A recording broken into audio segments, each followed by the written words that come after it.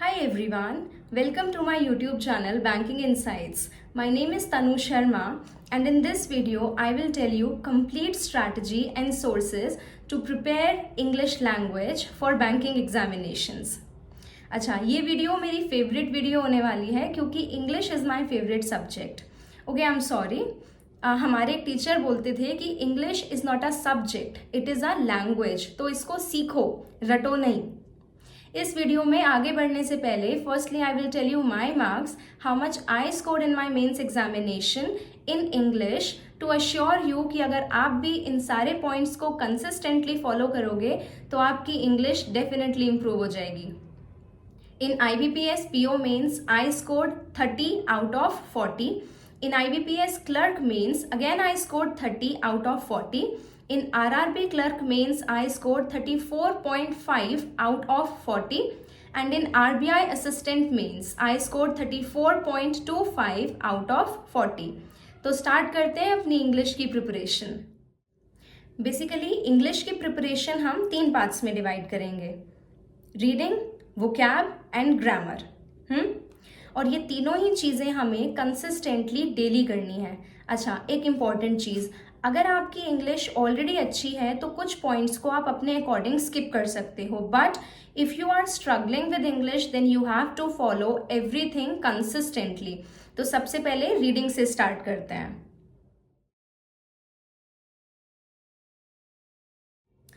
तो पहली चीज़ है हमारी रीडिंग. अक्सर क्या होता है, अपनी प्रिपरेशन के टाइम पे हम अपनी रीडिंग की हैबिट को अंडर एस्टिमेट करते हैं, है ना. बट आज से promise yourself you will read 2 editorials daily. ये मिनिमम है. अगर आपको ऑलरेडी न्यूज़पेपर पढ़ने की हैबिट है then it is perfect, but अगर नहीं है जस्ट प्रॉमिस योर सेल्फ कि एटलीस्ट 2 एडिटोरियल्स आप डेली रीड करोगे. मैं एडिटोरियल्स कहाँ से रीड करती थी? द हिंदू की एप्लीकेशन है, टाइम्स ऑफ इंडिया की एप्लीकेशन है, या आपको ई पेपर अवेलेबल हो जाता है, वहाँ से आप एडिटोरियल को रीड कर सकते हो. But minimum 2 editorials you have to per day, you have to read per day, right. अच्छा, इसके बाद क्वेश्चन आता है, क्या हम एडिटोरियल रीड करने की जगह एडिटोरियल्स की क्लास ले सकते हैं? तो माय आंसर वुड बी, ले सकते हो क्लास, लेकिन उस टाइम तक जब तक आप क्लास पे पूरी तरह डिपेंड ना हो जाओ.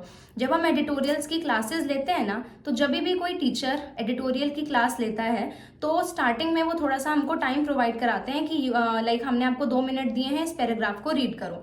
आप पैराग्राफ को रीड करते हो, आपको पैराग्राफ समझ नहीं आता है, डिपेंड हो जाते हो टीचर पे, तो कि टीचर तो समझा देगा, ठीक है.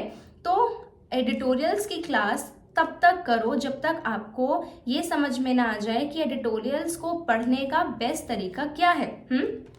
एक बार आपको क्लियर हो जाए एडिटोरियल्स पढ़ते कैसे हैं, थोड़ी सी हैबिट डेवलप हो जाए आपकी, उसके बाद क्लासेस को स्किप करो और खुद से एडिटोरियल्स पढ़ने की हैबिट आप डालो, ठीक है. अच्छा, उसके बाद रीडिंग से होगा क्या? देखो, जब हम इंग्लिश का एग्ज़ाम देते हैं, मतलब बैंक के एग्ज़ाम में जो हमारा इंग्लिश वाला सेक्शन होता है, उसमें you people are well aware of the term reading comprehension. कुछ आरसी की जो लेंथ होती है वो इतनी ज़्यादा होती है कि आप एक पैराग्राफ वहाँ पे रीड करते हो, इतने आप नेक्स्ट पैराग्राफ पे आते हो, भूल जाते हो कि पहले में क्या लिखा था. क्यों हो रहा है ऐसा? क्योंकि रीडिंग की हैबिट नहीं है. हमको एकदम से चीज़ें पढ़ के समझ में नहीं आती हैं कि क्या लिखा है. तो जब आप रीडिंग करने की हैबिट डालोगे तो रीडिंग कॉम्प्रिहेंशन की जो आपकी जो प्रॉब्लम है वो अपने आप सॉल्व हो जाएगी. दूसरी चीज़, वोकैब की प्रॉब्लम भी आपकी धीरे धीरे सॉल्व होना स्टार्ट हो जाएगी. कैसे? अगर आप कुछ रीड कर रहे हो और एक ही पैराग्राफ में 5-6 वर्ड्स ऐसे हैं जिनके आपको मतलब ही नहीं पता, आप कंपेटिटिव एग्जाम की तैयारी कर रहे हो, इग्नोर तो नहीं करोगे उन वर्ड्स को, आप उन वर्ड्स का मतलब देखोगे और वो वर्ड्स बार बार जब रिपीट होंगे तो ऑटोमेटिकली आपको याद हो जाएंगे. तो through the habit of reading आपकी वोकैब भी धीरे धीरे करके इम्प्रूव होना स्टार्ट हो जाएगी, ठीक है. एक और चीज़, अगर आप चाहो, like only if you want, तो एडिटोरियल्स के अलावा कोई और बुक भी रीड कर सकते हो.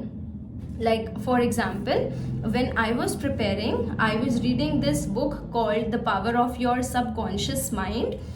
This is a wonderful book, ठीक है. तो आप अपने इंटरेस्ट के अकॉर्डिंग कोई भी बुक, कोई भी नॉवेल भी आप रीड कर सकते हो. इससे आपका रीडिंग में इंटरेस्ट डेवलप होता है, ठीक है. तो यहाँ तक हो गई रीडिंग की बात. अब हम करते हैं वोकैबुलरी की बात.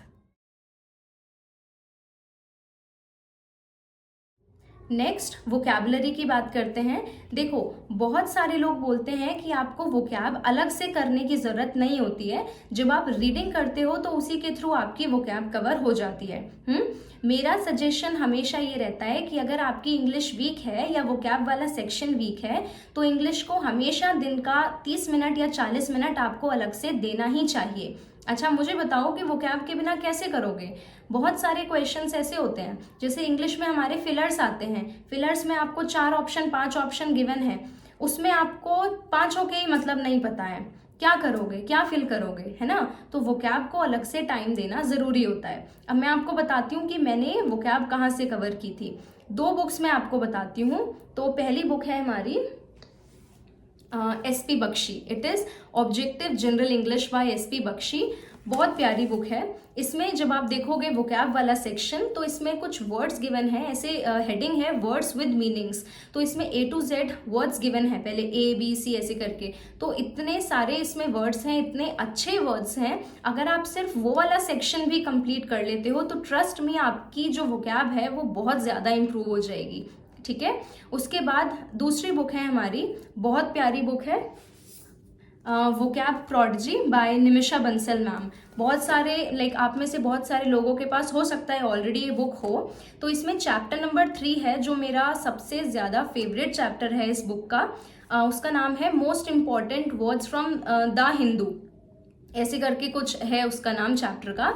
उसमें अप्रॉक्स 1000 वर्ड्स हैं। अगर आप वो 1000 वर्ड्स भी कवर कर लेते हो तो भी आपकी इंग्लिश बहुत ज़्यादा इंप्रूव हो जाएगी। अब आप कहोगे 1000 वर्ड्स हैं, बहुत ज़्यादा टाइम लग जाएगा। नहीं, बहुत ज़्यादा टाइम नहीं लगेगा, क्योंकि अभी मैंने आपको बताया उसके साथ साथ आपको एडिटोरियल्स भी तो रीड करने हैं। तो इसमें मोस्टली वो वाले वर्ड्स हैं जो आपके एडिटोरियल्स में रिपीट होते हैं, जो आपके एग्जाम्स में रिपीट होते हैं। तो ये 2 सोर्सेज हैं इंग्लिश में वोकैब कवर करने के। दोनों में से आप कोई भी फॉलो कर सकते हो, बहुत अच्छा है। दोनों बुक्स बहुत अच्छी हैं एंड ट्रस्ट में आपकी वोकैब बहुत जल्दी इंप्रूव होना स्टार्ट हो जाएगी।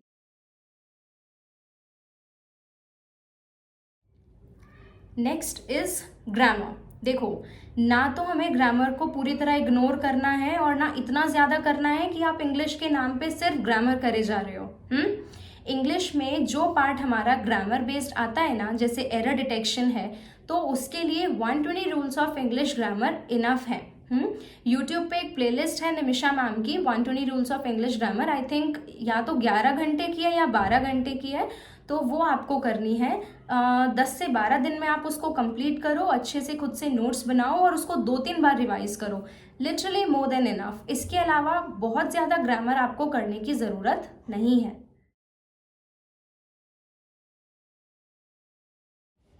And last but not the least is your practice. Once you are done with your grammar, आपने वोकैब करना स्टार्ट कर दिया है, रीडिंग करना स्टार्ट कर दिया है, अब क्वेश्चंस की प्रैक्टिस करना भी बहुत बहुत इंपॉर्टेंट है। अब आप क्वेश्चंस की प्रैक्टिस करोगे कहाँ से? देखो, अगर आप किसी भी टीचर को फॉलो कर रहे हो इंग्लिश के लिए तो आपको प्रैक्टिस PDFs ज़रूर प्रोवाइड कराते होंगे। मैंने निमिषा मैम को फॉलो किया था इंग्लिश के लिए। तो अगर आप निमिषा मैम का पेड बैच लेना चाहते हो तो बैच परफेक्शन है। बहुत सब आप में से काफ़ी सारे लोगों को पता भी होगा उस बैच के बारे में। वहाँ पे मैम मिक्स्ड क्वेश्चंस की प्रैक्टिस करवाती हैं और कंटेंट मैम का बहुत अच्छा है। यस ऑफिसर प्लेटफॉर्म पे it is available only if you want.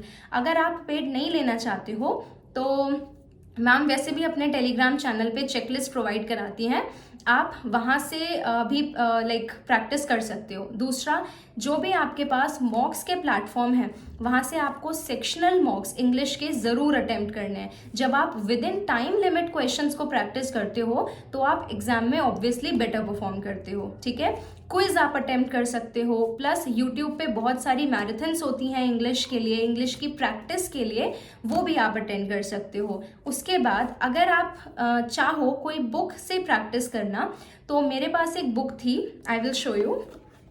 This is bank PO, simple MB publications की बुक है। अगर आप परचेज करना चाहो आपको बुक स्टोर पे मिल जाएगी MB पब्लिकेशंस। इसमें प्रीवियस ईयर के बहुत सारे क्वेश्चन पेपर हैं इंग्लिश के। तो ये भी बहुत अच्छी बुक है। अगर आपको ये नहीं मिल रही है तो आप स्टोर पे जाके बोल सकते हो कि प्रीवियस ईयर की बुक चाहिए, जिसमें प्रीवियस ईयर के क्वेश्चन पेपर हो इंग्लिश के लिए। तो ये भी आपको काफ़ी ज़्यादा हेल्पफुल होगी। तो यहाँ पे हम वीडियो को एंड करते हैं। आई होप आपको सारे पॉइंट्स क्लियर होंगे, आप इन सारी चीज़ों को कंसिस्टेंटली फॉलो करोगे, and all the very best for your preparation.